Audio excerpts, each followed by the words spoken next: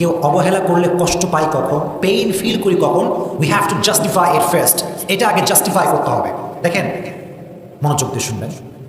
যখন কোনো একজন নির্দিষ্ট ব্যক্তির প্রতি আমাদের অনেক মায়া, অনেক ভালোবাসা এবং অনেক আশা থাকে, এক্স্যাক্টলি সেই ব্যক্তি যখন আমাদেরকে কষ্ট দেয়, যত্ন না করে, গুরুত্ব না দেয়, তখন আমরা প্রচণ্ড পরিমাণে হার্ট ফিল করি, কষ্ট পাই।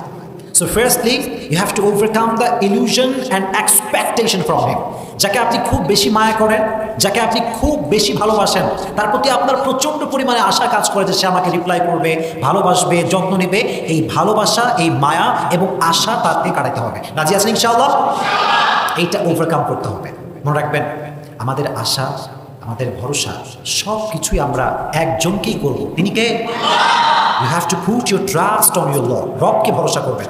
আর মনে রাখবেন, always keep it in your mind, মাথায় রাখবেন যে দুনিয়াতে আপনি কারো কাছে গুরুত্ব ভিক্ষা চাওয়ার জন্য আসেন নাই।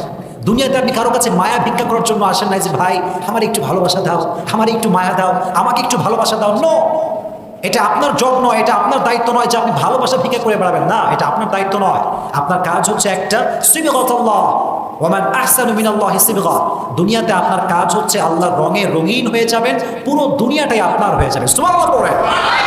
মানুষের থেকে আশা, মানুষের থেকে গুরুত্ব চাওয়ার যে আমাদের পার্সোনালিটি, যে মেন্টালিটি, এটা রাখা যাবে না। রাজি আছেন ইনশাআল্লাহ? So firstly you have to overcome the illusion and expectation from him. কারো প্রতি অতিরিক্ত লেভেলের কোনো মায়া এবং আশা রাখা যাবে না। পারা যাবে ইনশাআল্লাহ? নাম্বার 2, কেউ গুরুত্ব না দিলে যে কাজটা করবেন সেটি হচ্ছে stop feeling worthless about yourself. নিজেকে মূল্যহীন ভাবা বন্ধ করে দেন। নিজেকে মূল্যহীন ভাববেন না। মনে রাখবেন, এভরিওয়ান হ্যাজ পার্সোনালিটি। প্রত্যেকটা মানুষের একটা ব্যক্তিত্ব আছে না নাই? আল্লাহ সবাইকে সম্মান দিয়েছেন, আপনারও একটা ব্যক্তিত্ব আছে। ব্যক্তিত্ব বিসর্জন দিবেন না। ওয়ালাকাদ কাররামনা বনি আদম, we have dignified the status of sons of Adam. আল্লাহ তাআলা বলছেন, আমি আদম জাতকে সবচাইতে বেশি সম্মান দিয়েছি। সুবহানাল্লাহ পড়ে।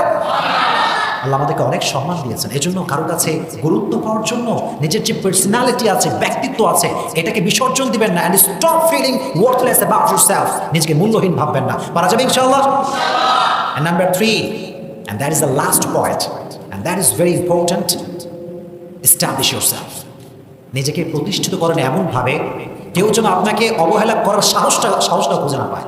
নিজেকে এমন একটা পজিশনে নিয়ে যান যেন মানুষ আপনাকে স্যালিউট করতে বাধ্য হয়, সম্মান করতে বাধ্য হয়, আপনাকে অলওয়েজ মন থেকে সম্মান করতে বাধ্য হয়, আপনাকে গুরুত্ব না দেওয়ার চিন্তা যেন সে করতেই না পারে।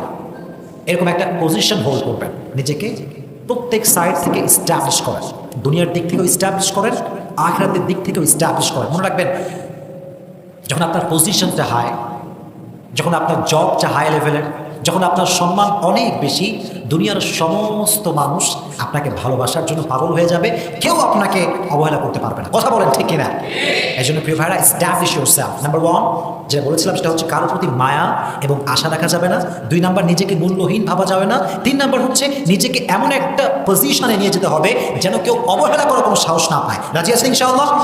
ইসলাম যে কত সুন্দর, অগ্রিম সকলেই পড়েন সুবহানাল্লাহ। इस्लाम से कत सुंदर।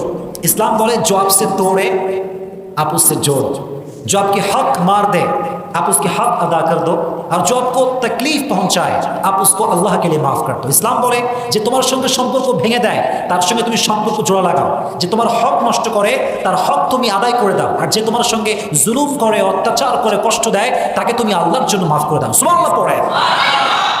হোয়াট এ বিউটিফুল ইসলাম, কি সুন্দর ইসলাম। কিন্তু আমরা